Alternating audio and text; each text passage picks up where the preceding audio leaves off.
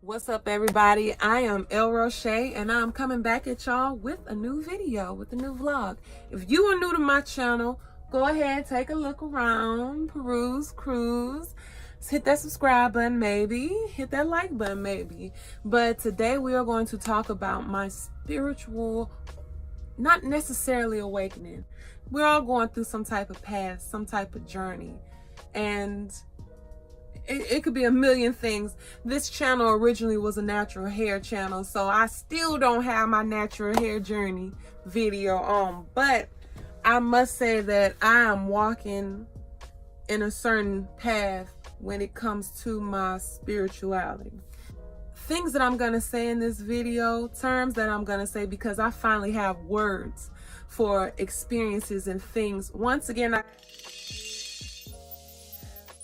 that's a good example. It was literally 1:11 on my clock when I said I have words for terms that I know. One of those terms I was going to talk about are synchronicities. They happen to me all the time. We will get into that later on in this video and absolutely in depth in a whole other video, because I want to just lay that out there on the beginning of this video, that if anybody else is going through something that I possibly have, or you can relate in some type of way, or you can, enlighten me with certain words and certain terms, or clarify certain words and certain terms, by all means, baby, y'all see that comment section down below, so you could possibly share some information with me. But that's one thing I want to gain from this. Two things I want to gain from this. Another disclaimer, things that I talk about, some people might not be comfortable with it, or they might not agree with it, and that's fine. Everybody has their right to do so or feel so, and I respect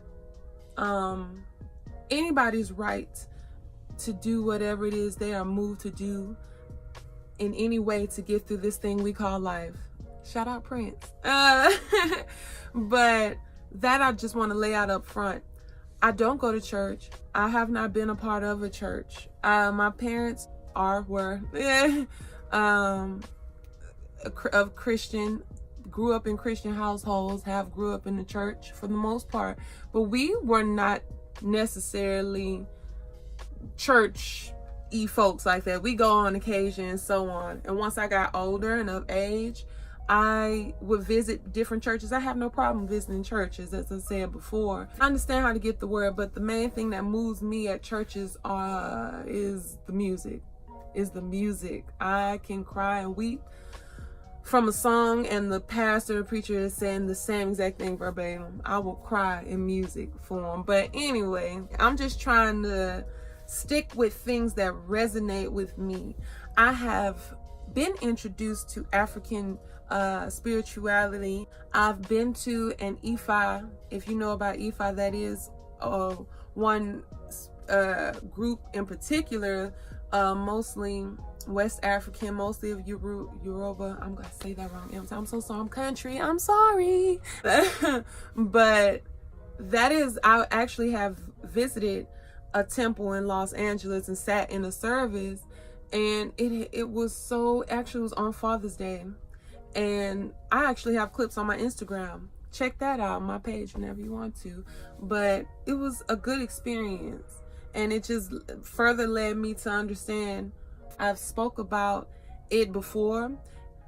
Christianity does not resonate to me personally, because when I think about how was it introduced to Black people, any part of the world that missionaries or people that colonized have came through, spreading the word of Jesus, and also controlling, manipulating, and doing all types of other things. So things like African spirituality,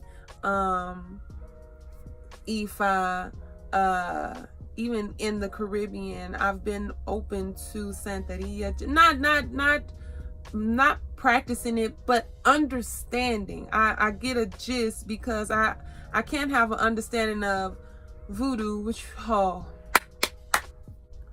So before I get off track, let's start from the beginning. This December, as of now, happy holidays out there.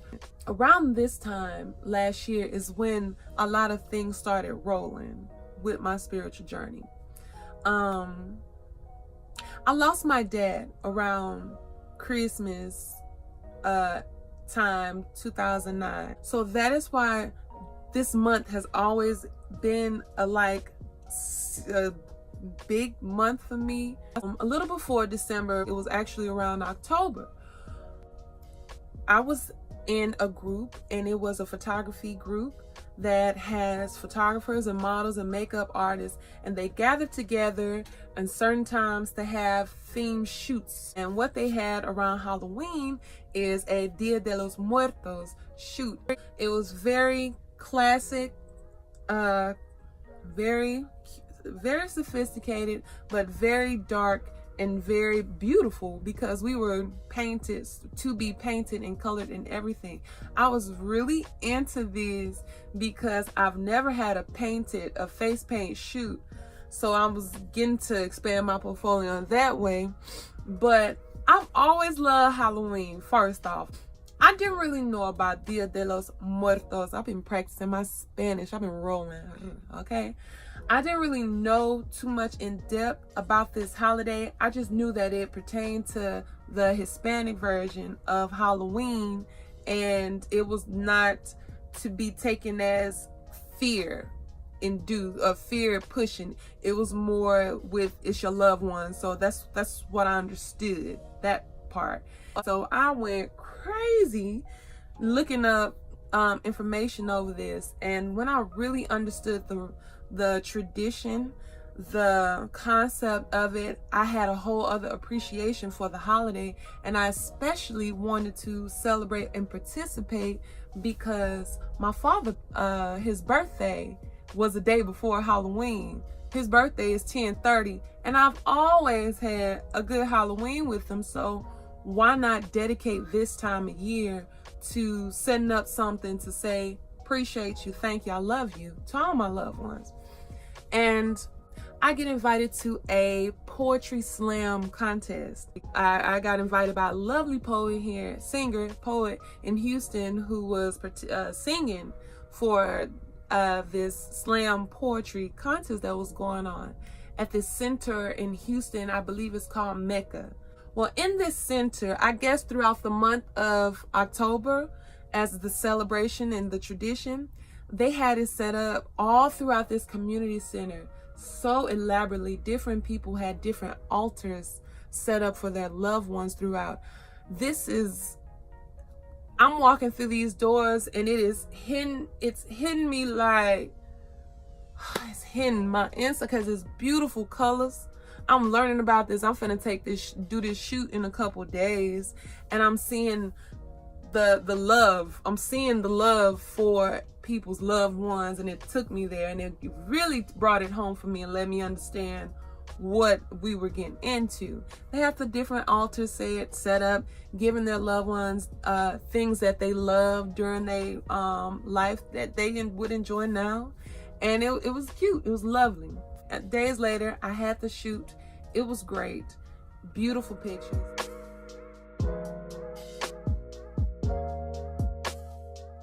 I went to New Orleans earlier that year with my best friend. His friend was getting married, and my best friend was flying in from New York to be the best man. So I got an invite basically to New Orleans to rendezvous with my friend and have a really good time. And Mardi Gras, okay, it was Mardi Gras. I had an okay time. I did. It was overwhelming. It was too many people. It was too much going on. I'm not even from New Orleans, and I was like, oh, y'all need to go home. I'm talking to other people. I'm one of those other people. But it was a time. But I told myself I was going to visit this beautiful city another time when there's nothing going on in this city, and I can explore it how I want to. And by that, I mean eat, listen to music, and take in the city, get a understanding of the history of it, because I like doing tours and things like that. And it's New Orleans, so of course I'm gonna do some spooky little tidbit thing, and I was gonna figure that one out. But I was taking a solo trip to New Orleans, And the thing that got me going at the particular time of the year, i.e. it was going to be December, was because of a podcast that I like to listen to called The Read. They come on SoundCloud, iTunes, you can find them, but they so funny. Kid Fury and Crystal do like more on current events, pop culture and stuff like that, but they sometimes do live tapings around the country so people can come. It's really a concert because they are so funny. But they were in New Orleans in December, and I said, that's when I'm going to take my solo trip. There's nothing going on. It's just me. I get to go see them, but I get to do whatever I want to. Let's go. So right before this trip, I'm still in Houston. I go to an open mic, and there was one in particular that I always went to. And that night, the owner of the establishment, very cool dude. The type of establishment he owned was more of a herbalistic, naturalist, holistic approach type things. I didn't know at the time what it was that he was doing. I just knew there was incense, crystals, random things that you can make little teas and brews and stuff with, clothes, jewelry, you know. And he had a nice fire pit that had stone, brick pattern to make a circular pattern. Remember that, to make a circular pattern for the fireplace, stage for the band, everything. And he has some stuff going on. I noticed this night they changed up the place, like they spruced it up. That same particular fireplace, I even took a picture because it stuck out to me. They they colored the stones this time. They colored them. And the way they colored the stones, there were blue stones that made a 4-point, like a compass, blue stones. And then the remaining stones surrounding it were just different random colors. Like, you know, just red, yellow, but those blue stones were like a compass. I said, that's neat. I like that. So the owner of the establishment sometimes does poetry and speaks. He is Hispanic, but he is also an indigenous person. I know that he's a Native American. I know that he is because he spoke of the particular tribe he's from. I don't remember, I'm so sorry, but he spoke about coming from a long line of storytellers, a long line of orators, and his great-great-grandmother and everything had the power of gathering people around during long, you know, especially around long journeys when they're traveling and finding new land. And it comes to that point like at night or when they're at ceremony getting together, and you got to get around that campfire and bring everybody together to really bring it home and really bring your message through. And there's a significance about that circle that you got, like that circle of friends you have. There's a significance about that shape in itself because it means so much. It means the cycle of life. It means rebirth, death, which is part of life. It means infinity. Like it means a continuous, like things gonna keep going. Like there's so much about it. Keep that shape in mind. Please stick with me with this. It really was. You can tell when vibes are good when you're at certain places. It's just magical. If you could put a word to how you're feeling and what you're receiving from different places, I will put a magical night. There was a sister that came up. She's an excellent poet. She's originally from New Orleans. She always sets the tone and the mood before getting into it. She would give libations, pour a little something for the ancestors, get the crowd participating, you know, just do that. Then she did it a little different though. What she did was she took some chalk out, okay? Work with me. She drew a nice picture on the ground. It looked like a really pretty picture. This is what it looked like. She drew a circle. She drew a straight line, and then she drew off of that circle designs, and it looked very pretty. And she said that was a veve. Once again, synchronicities. I can't say nothing. I can't say a good key. Right when I said that is a veve, it was 2222. Like that happens. That, friends, is a synchronicity. I'm a pause on her story. This is more so when I want to get into a universal law of attraction. When you understand that the universe is just that meticulous and that calculated, then you really are open to what's going on. When you really understand that there are no coincidences in this world and everything truly happens for a reason, then you not gonna fret when you see numbers. When I seen 2222 expressing that I saw a veve, which is a very important picture, that's when things happen at the same time that's even sometimes don't necessarily, little small instances that randomly might not have anything to do with each other happen in sync at the same time for you to see, and it's usually a significant sign or meaning behind it. You see those angel numbers 111, 1111, and 911 and all that stuff. Those are basically synchronicities too, especially if you're thinking a certain thing once you see that number. For instance, I have home numbers. We used to have a phone number in this household since there were only not even seven, less than that digits to a phone number. And the last four digits are 1032. I will see 1032 when I'm trying to GPS how to get home. When I would try to think about, I want to go home, I will see 1032. That's an example. Back to the story. She drew out the veve. I noticed how she was drawing was that circle and that compass-like situation. And I said, oh, that's pretty. And she said it's basically something that before you start off a ceremony or something, I don't know, you draw a specific one for a specific reason, for a specific person, God, place, or whatever. I didn't know. So I was like, okay, that's dope. But when she was taken aback because she said, speaking directly about the owner of the establishment who came out and spoke about his grandmother and the circles and that important shape, what they experienced was a synchronicity. She came up there to talk about something that had almost exactly to do with what he had to talk about, but it didn't have anything. He spoke on his heritage and his Hispanic and Native American heritage. She spoke on her New Orleans heritage and how that circle as well, that life, eternity, we moving. You need everybody gathering around in that circle to really bring the energy on whatever it is you want to do. People gather around the fire to really set it off, basically. And to hear them speak and come together about something was amazing. I said, oh, that's a cute night. Awesome night. Something stood out to me that was very significant to me. I let it go. A day or two later, I'm off to New Orleans. The way that I moved throughout that whole city, it was like I was guided. I'm not lying to y'all. Everything, I didn't think too hard to get what I want, to do anything. I did not have to think too hard. It was just handed to me.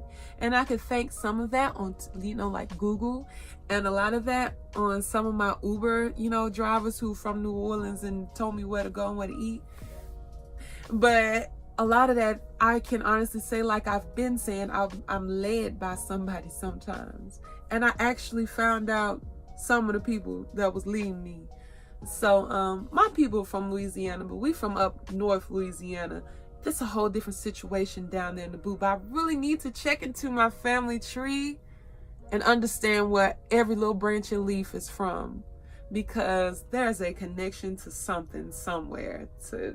Anyway, I know that I'm going to see the read on Saturday. I know that much. Everything else, we plan it by ear. I started my first night off. Once I got comfortable, I went to Bourbon Street. Duh. And another disclaimer, I know that ladies, women out there, I know that we are super women. I know that we do all, can do all, and we are strong. But baby, please keep in mind, when you are traveling alone, especially in big, high tourist, high crime rate cities, please be aware of your surroundings. please don't just, act a complete fool out there on your own. So just want to throw that out there before I get y'all to thinking now. I turned enough. I didn't turn all the way up. I turned enough, okay? But I was actually just, my guard didn't have to be too high. I'll say that my guard did not have to be too high. And I'm not boasting, I'm not bragging. But I really was led everywhere. So, in the beginning, I went to Bourbon Street first night, like I say. And I know I want to eat. I got me a po' boy sandwich somewhere in the French Quarter. It was alright. I knew and I heard about Marie Laveau, which we're going to talk about her later. But if you've heard about her, especially a lot of people, if you watch American Horror Story, Coven is my best season. Apocalypse took me out. But the ethereal, the youthful, watch her, y'all. That woman is like, she is ageless. She is a goddess. Angela Bassett plays the character of Marie Laveau, who is based off a true character. She was considered the voodoo queen of New Orleans. And I knew about it a lot because I love that show. And I knew enough. But I said, okay, I heard that they got like a museum or a shop of hers. I'm going to go see that and check it out. And I understood altars because I already had that Dia de los Muertos shoot. And I know that they had altars set up for Marie Laveau. I found one and they had tarot readings there. And it was an okay price for it. It was like $45 for a tarot reading. I was turned off by the environment. It was a nice little shop. But this is the weekend in New Orleans. It's too high. It's too hectic in there. You could barely take in like stuff that you're seeing. I'm seeing little altars set up for different deities and luau's. And I seen one for her set up. I said, oh, this is cute. Oh, I could put a little penny there for her. I'll do that. I was tempted to get a tarot reading, but I was so turned off by the fact that it was so many tourists. I'm not knocking whoever the reader was, but I'm sure their mind was on the frame of, here go another old drunk person, come on in here, come on, let's talk, boo boo, goodbye. And I wanted some more intimate and calm and quiet, so I left it alone. That's an example of me learning and honing in on energies and reading people and environments and drifting to or drifting away. We're gonna get into that too. But I get to walking down, and you know that church, the cathedral, the three-pointed cathedral that's close to the French Quarter. I'm so sorry, I can't think of the name of it. I was walking towards it because I saw a shadow of a statue that's there. I don't know who the colonel, who the angel, or who whatever the statue was that was there, that was casting off a building that was really, like, if I had the right camera and everything, it stuck out to me because I'm like, I can't take a picture of that for real right now, but I want to walk towards it to see it. And to do that, I wasn't going to go down a dark alley. Don't go down a dark alley. I wasn't going to go down a dark alley to get to it, but I kind of went, it was like either Bourbon and then oh shit, hold on, let me get my, what's up, dog? Dog sitting outside. Hey, what's up, dog? So as I'm walking down that way, I see a young brother posted up, got locks, little hair wrap going on, wearing all white, got a little table, simple, cute table set up, little crystals. I knew people like crystals. I didn't know why. I have crystals now. But yeah, there's little tarot cards. He finna do readings for people, palm readings and tarot readings. I'm like, I'm gonna entertain this right now. I give the black business $10, $15. I'm just call it a wash if it ain't nothing. He didn't give me just straightforward, answered everything, but he woke me up and it kind of started the gears turning a little bit. But I didn't even have to tell him a lot about anything. Of course, it said you're going through a journey, you're going through a transition, you're starting to get into things that you really like to do, and you're trying to make it something. On your path, you're having guides. 319, look at that. That's another home number. On this path, you have guides and have teachers, but and you are indeed going. I remember circles. I actually have tarot cards. I actually use them sometimes. Once I get hip to all of it, like I want to, because I really want to, I would love to do readings. I would love to interpret readings with tarot cards because I got a little understanding of it. But I saw a lot of circles, and I feel like one of the cards was the World card. I feel like that was one of them, but it was a circle with that, and there was some that had multiple circles. I'm like, man, these circles are like, that is the shape of the year for the rest of the year, because that's all I'm seeing. And I just let it slide. It's cool. But I told him after, I said, I actually do sing, and I actually do poet, you know, I want to step more into that and do stuff to touch people. And he was like, yeah, that's if that's your path, and you know that's what it is, then that's it's showing. But I asked him, I said, well, what about my teachers? How do I find out who is my teacher? Who is this teacher you speak of? He said, you cannot just look, they will come to you. Okay, child. They came. The day of that I'm supposed to go see the read, which was later that evening, I was gonna go to the tours I wanted to go to during the day. And the tours that I chose to go to, which I just found off Google, they were free. Awesome company, 5 awesome tour guides as well, but they were free tours that you can just pay what you want to. And they were local, and they were by foot, so you can walk around, and they weren't too long that you're not gonna die out there, which you won't, because it's December in New Orleans, and it was beautiful. It felt good outside.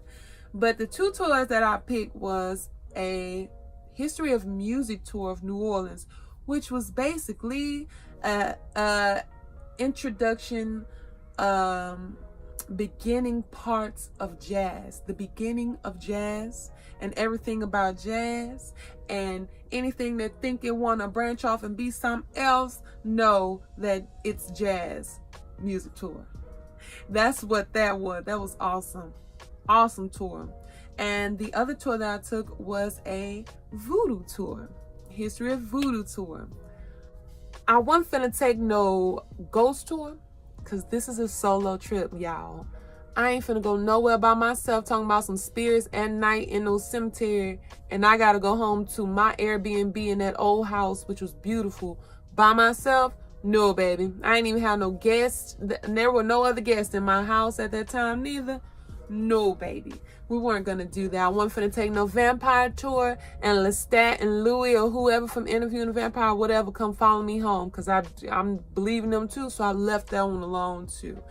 Voodoo, I was more okay with and at ease with, because I had a slight understanding. I was very intrigued. But the knowledge of voodoo that I had was all Hollywood's view of it. And American Horror Story with Angela Bassett actually is not a very good depiction of or representation of voodoo as a whole, but it's badass because it's Angela Bassett. With both of these tours, yes, they're from the both same company, and the location just made sense because where their base was at. But the 2 tour guides, there were 2 different tour guides. Music tour was awesome. I got put on to some good music, and it made my trip, because French Market Street is my street. I met a dope singer there that I'm connected from Houston that I know now that sings on that street. I fell in love, I feel like, with a trumpet player in one of them, because gosh, he don't even know me, y'all. Don't even. And I caught a second line, and I'm gonna tell y'all how I caught the second line, not just because of my tour guide, because he let us know about all the spots. I thought I was gonna miss that. The thing about these tours, the richness of African influence and Black influence, Black American history, is, you gotta look at the beauty from the right eye. It gets gritty, it's rough, it's hard, but it's something so beautiful that comes out of it. So to learn about the music, And the spirituality basin, and from where it starts, is from I'm sorry, y'all was gonna say immigrants. I was gonna say immigrant slaves from imported slaves throughout the world.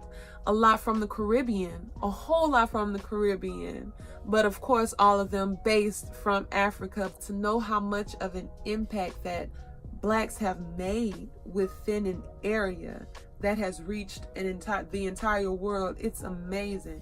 But both of those tours, to me, to say that both of those tours started in Congo Square. If you know Louis Armstrong Park in New Orleans, it's a nice park dedicated to Louis Armstrong. It has the Mahalia Jackson Institute of Music right within it, but there's also Congo Square. Congo Square, originally, before all of this, it was where slaves would congregate and get together on their off days, on Sundays. That area was technically outer city limits, so they can go step outside of New Orleans city limits to the country, to the wilderness, to do whatever it is they want to do. Basically do whatever it is they want to do. It's their off day, but they can't act too crazy. By i.e. selling, trading, celebrating, congregating, getting together, relaxing, singing, dancing, and practicing their spirituality. Everything happened there. So for this park to be set up the way it was, y'all, there were bricks that were lined out and patterned out with circles throughout that whole area. There is a main, like, you know, like the sewer covers, but I guess it's copper, brass or something, but it's a real big circle. And then from that circle, there are all these different bricked patterns of circles that if you look at an aerial view from that main particular circle, the way that those circles all branch out, it looks like a ray of sun just floating throughout and swirling on that and got you mesmerized. That's what it looks like. So that's how I was feeling when I was just taken in before the voodoo instructor even started talking. I'm like, these circles is blowing my mind right now, making me dizzy, because that is the shape of the year. For some reason, I'm seeing saw circles. She draws a picture because she say they do certain things before to bring certain spirits to them to do certain ceremonies, whatever. So she took out chalk, drew out the same style like picture that I saw the sister drawing in Houston, and it was a veve.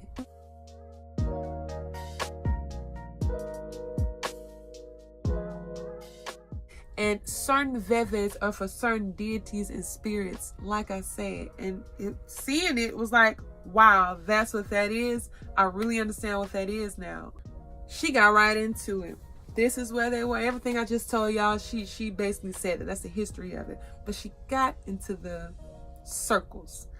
They got around where that brass was. I can't remember if it was a fireplace that they had or if it was a tree trunk that was in that position. I didn't catch that. But that was the main place that when they did ceremonies with voodoo, when they did ceremonies, they would gather around to not only have a blockage, because you can't just do everything you want to do like that. Even though it's your day off, you still slaves, and you need people around to congregate and bring that energy and bring that motion through, because it's the spirits up. It gets that connection. It gets the energy rolling. Drums are a major part too. There'll be drum beating throughout. You go drum circle, you go to something like that. Those drums are needed to beat that noise and that rhythm that brings that energy, that brings the spirits up. Gathering, you connecting with people, that brings the energy up. Mind you, those drums beating and banging and tuning and fluting and all that stuff, that's where jazz was sitting up brewing that whole time. While they're giving to their ancestors and connecting with gods, They beating them drums over there, and they brewing up genres that everybody bites off of to this day. I got triggered and thought about my Bruno Mars video. Jacques, don't start me on King of R&B right now, but we'll just stay at jazz, okay? So for her to explain it like that, it blew my mind. It was beautiful, but it was also unsettling, and it was upsetting to me, because the way that the media has portrayed this religion to me has been the most evil and demonic way that it made me afraid of it. Something that I find commonality within every single different religion out there. You eat the flesh of Jesus, and you drink the blood of him too. That's sacrifice. But you talk about people that sacrifice chickens. It's to get that understanding and to know that people were just trying to survive, were trying to continue tradition, and all the while having to disguise it within the Catholic religion and other stuff like that, just to make it, just to keep it going, really let me get a level of respect for it and understanding for it and openness. Honestly, there are some things I do. I'll burn a candle every so often. I'll do a little incense.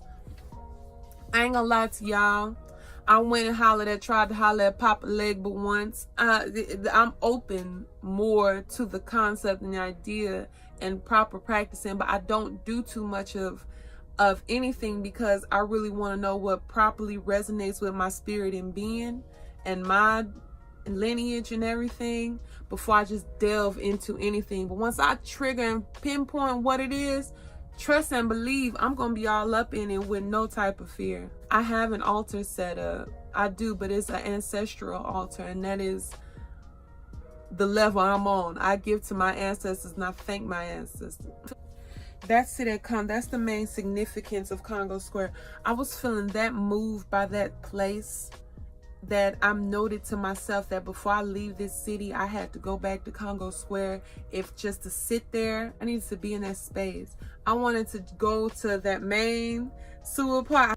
I told myself I was gonna walk around the park a little bit. My trip ended perfectly when I went back to that park. So we moved on and continued the tour, and before we got to Marie Laveau's house, because that was the next stop, I asked her, because I'm a teacher's pet, and if it's something I like, I'm gonna ask a whole lot of questions. I'm not gonna just hold us up at different places. If I understand, I understand. Especially because I talk too much. So i.e. this long, lengthy video. So in lieu of going to Marie Laveau's house, I asked her, I said, you brought up some very important words that are sticking to me. You said energy a couple times. I asked her, what is it when I told her I'm good at feeling like I can read people's energy sometimes without them even having to say something to me. I told her that, good example, when I get up in the morning, I'm feeling great, I'm having a great day, and then I will go to work and somebody don't have to say anything directly to me. They could be talking about somebody else. They don't even have to be talking about what is bothering them, but something will bother them. And I could go to lunch and I'm in tears crying because I can't, like, I'm feeling it, like I'm just taking it in. I'm depleted by the end of the day because I worked in healthcare. She said, you an empath. I said, what? An empath, E-M-P-A-T-H. Empathy, we all have it. Every human should have a certain level of empathy, unless you are a complete psychopath narcissist and don't feel anything. Or I'm not finna act like some special elite gifted bubble of a person, but there are people out there who are empaths. They call them intuitive empaths as well. These are people that can feel other people's feelings. A lot of sensitive people have this gift. A lot of people who are introverts have this. A lot of people who work in fields such as healthcare and social work, psychologists, therapists, things that are dealing with people and making people something better, customer service, a lot of people like that. I'm a physical therapist assistant, massage therapist, physiotherapist, trainer, nutritionalist, People like that, they fit the characteristic of people who are empaths. I went to a designer's house and I was trying on clothes for her for an upcoming show, and she had a kimono on her wall. Walking into her house, that kimono was at the entrance, and it just, the presence of that kimono made me stop, take it in, and it just hit me.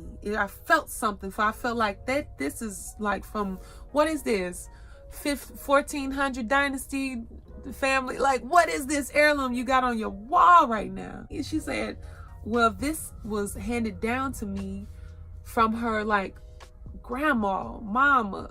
Like, her mama, grandma passed to her mama, mama passed to her type of situation. So it's, in that sense, very historical thing. And I was like, that is an example of being an empath. You just feel, you can sense bullshit. You don't like dealing with too many people all the time, because you know what they thinking, how, not what they thinking, but you just know if they good for you or not. I just say that I entertain people, I sing, I open my car up, I drive people around on a regular, so I like being social in that sense. But I'm a pure introvert at times too. My circle of friends is small. I don't talk to people like that. I need my time, my space to myself. So yeah, I fall in that. She told me, do people just come and talk to you and tell you their whole life story for no reason? I said, yeah. She said, oh yeah, you're an empath. I said, what do I need to do? She said, you need to protect yourself. You need to get some type of protection and ground yourself. These are words that I'm kind of knowing what she talking about, but I'm like, okay. But now I know exactly what she's talking about. And she also referred me to a book called The Secret. It's a book about law of attraction and manifest the things that you want. So that question was answered. Finish up to see Marie Laveau's place, learn about her. She's a beautician. She also was a known voodoo queen, a voodoo priestess there. And not only did slaves come to her, but also upper elite white people came to her as well. But she was working cognito, basically, to promote the well-being of her people. She was an amazing person, really, and I can understand the pull and the draw to her. I love her. I really do. I love her and I respect her. So where we finished the tour up was a friend of hers owned the voodoo shop in the French Quarter, which would, in her opinion, was one of the more authentic voodoo shops that had authentic altars, and also Marie Laveau's altar that is there that people like to frequent. Mind you, what I found out about things that she likes at her altar, I had in my purse for some random reason. I did not know why I even brought that mess, let alone made sure to put it in my purse before I left the house for that tour. I had no clue about things that Marie Laveau liked and things that people gave to Marie Laveau. But I had some items on me. I had a compact, an oil pressed compact in a mirror that I never used. But she liked cigars, but she liked sweet things. I had a chocolate cherry flavored cigar that I for some reason had because I was performing. I performed at a rooftop thing downtown, and a vendor there had them, and I thought it was cute, but I went crazy about it. And I had them in my purse. And when I found out that woman, that her to the way people fed her spirit was through that, I was ecstatic that I brought that. And I made sure that I was going to give it to her before I left, okay? So we went into the voodoo shop, and it was cute. I got to look around a little bit. I saw all the different luau's there, and the only one that stuck out that I remembered her talking about was Papa Legba. And I remember Papa Legba because of the American Horror Story depiction of him, which is horrible, horrible. So I saw his little altar, and I gave a penny there and instead of something. So where we were, I was finna head towards Marie Laveau's altar that was set up, but the room that her room was set up, the guy, the owner of the shop was there, and he was just minding his business doing work on his computer. and he does readings. He chilling over there. So I asked her, I say, oh yeah. I say, I got one more question. I say, I always joke with my friends. I say I'm psychic. I know I'm not psychic, but I know that I ask questions and I get answers. I know that I'm being guided. I know that I'm being led. Like, what? So what is that? And she was like, no, you're not psychic. Nah. And before she said anything, the owner of the shop looked at me. He said, oh, that's your daddy and your grandma. Like, first off, I just burst into tears. Not tears of sadness, just I cry easy. I burst into tears because, like I said earlier in the video, my dad transitioned years ago in 2009. His mother, and God, I don't know why I asked that man, because the man, he said, your dad and your grandma. I said, which grandma? My mom's mom is very much alive in Louisiana, way up. She's good. Grandma Lizzie is just fine. But my dad's mother transitioned a couple years before I was even born. So for him to tell me that my loved ones, one in which I known all of my life and has been there for me, is still here for me now. And not only that, but his mother, who I've never got the chance to physically meet, but have been told beautiful stories about her and how much of a good person she is. She rocking with him too, and he's rolling with me too. I could not help but cry. I could not help but believe it, because things have been happening for me throughout these years that I have no choice but to believe that I'm being led. I've been led that whole weekend. That whole weekend was magical. Okay. And then I asked, should I set up an altar for them? And he was like, yeah, it wouldn't hurt. It wouldn't hurt. I'm like, bet. Thank you so much. And I went to Marie Laveau's altar.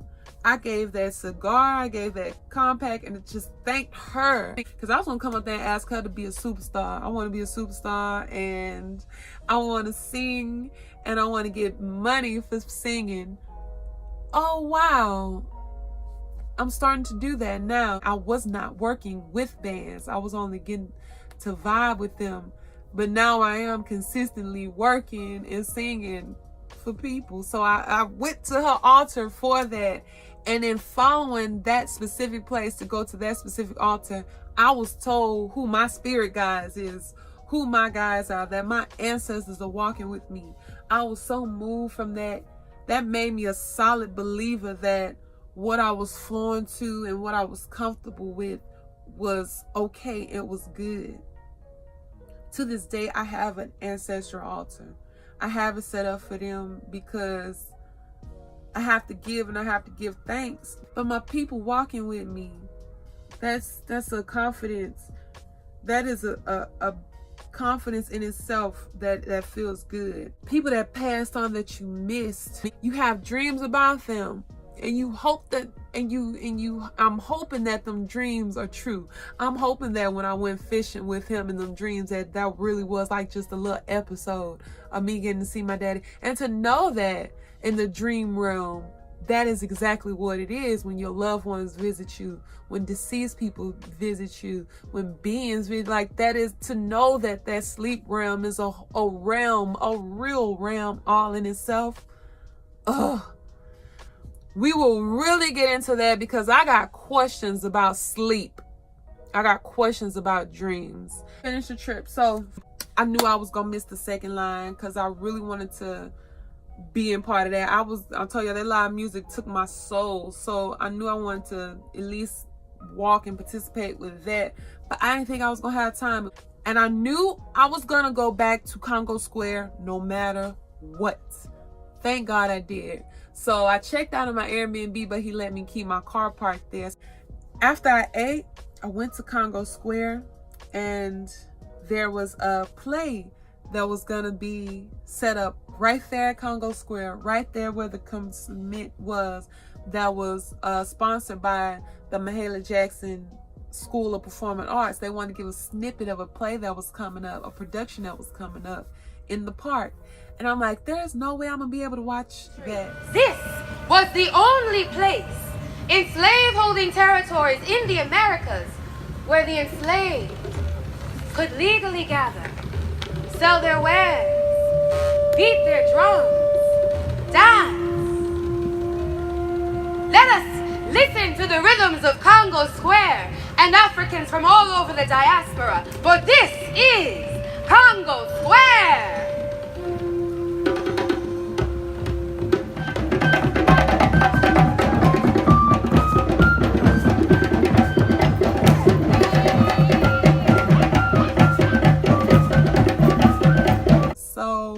So I'm perusing through. I go to the circle. I just sit there. I'm just taking in the grounds. The way I was feeling after that voodoo shop, just to have my feet touching the ground in that same area, in the same spot that other bodies have touched, made me feel something. And I loved every bit of it. So I'm walking around the park, taking parts in that I couldn't really see. I get to a bridge. Signs are so beautiful. Please pay attention to signs that you see. If you think it's a sign, it's a sign. If your gut tell you that some you see sticking out is a sign and you need is significant, hold on to it. Trust. So I get up to the bridge and there is what? A veve. And the veve is interesting. I'm like, because I pay attention, so let me see if I can decipher. This looked like a compass. It looked like a circle, a line, intricate designs around. But the points, right? The points did not have arrows except for one direction. One direction had an arrow, a direction to lead somewhere. I say, you know what? I see an arrow pointing somewhere. I'ma follow it. We're gonna see what happens. I just knew that it led to the back of the park anyway, and I knew I wanted to go back there anyway, kind of towards the Performing Arts Institute, and kind of towards the school anyway. So I was like, let's go see. I know I'm not finna hit a second line, no way. Let's just take in this beautiful weather and see.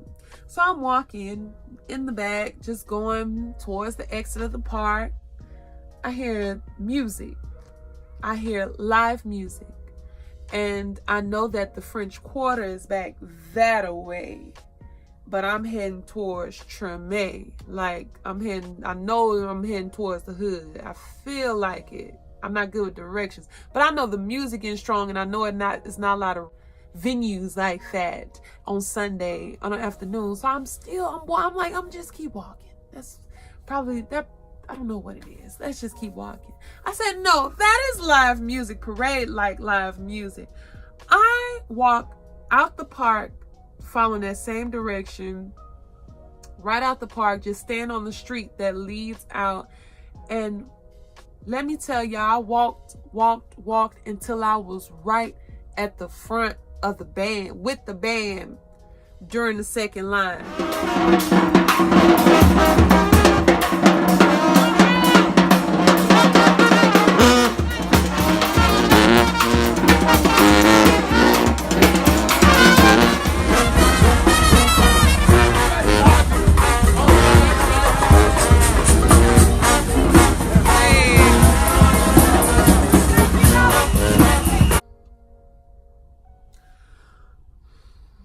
What a way to end your trip, getting what you want, not thinking you was gonna even get it, but following something to lead you there. I've been made a believer, okay? And so, just with that being said, with this also lengthy video, I really wanted to share all that in depth because I want to extend on this conversation. I see my timeline, like I say, and I see these words and I see these terms, and I see that new age wave is a thing for real. And I know that there are a lot of people that are woke There are a lot of people that are more enlightened and spirited, and that's beautiful. And I'm at a point right now in my life, I'm not just trying to just hop on something just because everybody else talking about it. These are just things that have been happening to me since forever, and I'm finally getting understanding of it. I know somebody can relate to me, and I know it could be somebody that know a whole lot more than me that can, you know, share something with me too and teach me something and teach me about it. I've always been in tune with, like, I've always been a creep about paranormal stuff. I always watched ghost stuff. I always watched extraterrestrial, ancient aliens is my stuff. I know all of that, but there's a reason for that. I'm gonna try to say this without having shakiness in my voice. As a child, to an adolescent, to a teenager, to a young adult, to when I was pregnant with my child, not so much now, I think, and I hope, because my spirit guides are with me watching whatever. I used to experience sleep paralysis every night if I laid on my back. It don't take nothing for me to get into a sleep paralysis state. That was my nightlife. That was my nightlife growing up. I could have swore I used to see like ghosts or whatever when I used to try and sneak into my parents' room to go to sleep with them because I was scary. You know what I'm saying? Like, my dreams have always been vivid to the point where I used to write them down before I even knew what a dream journal is. I feel like I've been awoken, I'm awake, I'm up, I know what's going on now. And now that I got the cheat codes, now that I got, you know, I know my people with me, now that I got everything else, I can't easily tap into everything like that. So there's another reason why I just want to share. And trust me, when I start talking more about how I feel about energy and energy exchange, because that's good vibes, bad vibes, when we really get to discuss that, being an empath, law of attraction, and manifesting things that you want, man, I think that's gonna be the best way how to get the ball rolling with it, is to share. Is to really share some type of knowledge. So if you guys like what you listen to, you feel me? I know it's a lot, but y'all, it is amazing. I'm nowhere perfect. I'm nowhere perfect. Trust me, I don't have the answers. I'm a blessed individual. I'm happy. There are things in my life that I'm really trying to fix and get together when it comes to like financial and making something. Like the struggle real. It's been real, and I'm trying to make it while making it, doing what I want to do. But you can really understand not just things that are presently in front of you, because if you live in your life only taking in what's just physically in front of you, you're gonna miss. There's a whole other planes and dimensions and fields. You gotta really look into that. So I just wanted to share that, and I hope you guys enjoy the video. Subscribe, share, do whatever. But until next time, bye.